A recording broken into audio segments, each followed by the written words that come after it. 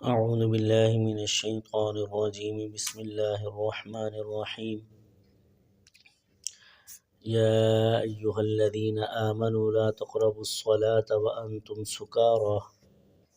حتى تعلموا ما تقولون ولا جنوبا الا عابري سبیل حتى تغتسلوا یا ایہا الذین آمنوا اے ایمان والو لا تقربوا الصلاة وانتم سکارى تم نماز کے قریب مت جاؤ اس حال میں کہ تم حالت نشے میں ہو، حتی تعلموا ما تقولون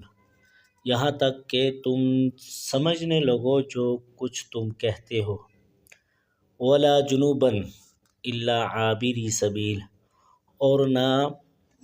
جنبی آدمی نماز کے قریب جائے مگر راہ گزرتا، حتی تغتسلوا یہاں تک کہ غسل کر لے۔ چنانچہ یہ جو آیت تلاوت کی یا ایھا الذین آمنوا لا تقربوا الصلاة وانتم سکارى، اس آیت کا ایک شان نزول ہے۔ چنانچہ حضرت علی رضی اللہ تعالیٰ عنہ فرماتے ہیں کہ ایک دفعہ حضرت عبد الرحمن بن عوف رضی اللہ عنہ نے کچھ صحابہ کی دعوت کی جن میں بھی شریک تھا، تو اس کھانے میں حضرت عبد الرحمن بن عوف رضی اللہ تعالیٰ عنہ نے شراب بھی رکھی، اور اس وقت شراب حرام نہیں ہوئی تھی،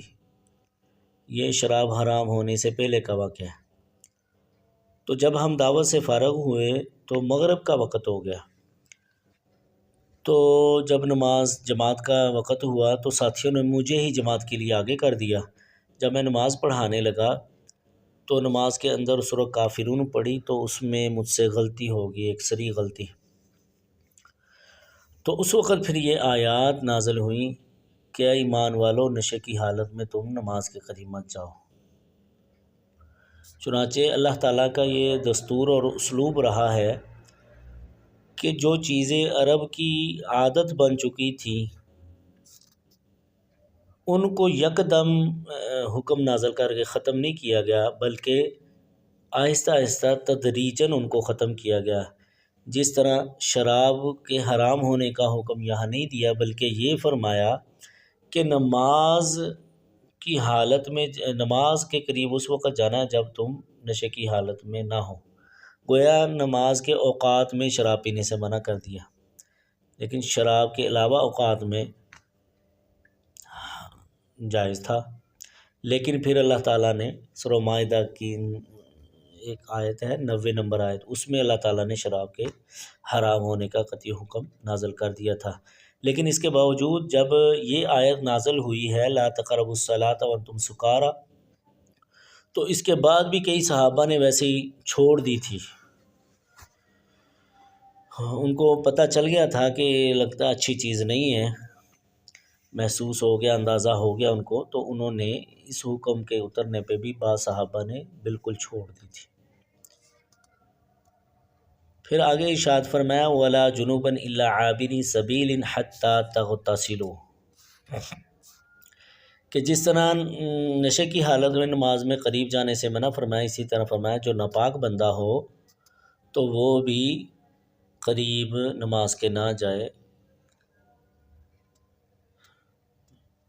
ہاں جب وہ غسل کر لے گا تو پھر نماز کے قریب جا سکتا ہے۔ لیکن اس میں یہ ارشاد فرمایا الا عابری سبیل، مگر راہ گزرتا، یعنی اگر ایسا بندہ ہے جو مسافر ہے تو اس کو پانی نہیں ملا غسل کے لیے تو وہ تیمم کر کے اپنی نماز ادا کر سکتا ہے۔ یہ آدھی آیت کا ترجمہ تفسیر ہوا ہے، باقی انشاءاللہ دوسرا حصہ جو آیت کا ہے وہ انشاءاللہ کل کے درس میں پیش کیا جائے گا۔ اللہ تعالیٰ ہمیں اپنا کلام سمجھنے کی توفیق عطا فرمائے۔ دعا کر لیں۔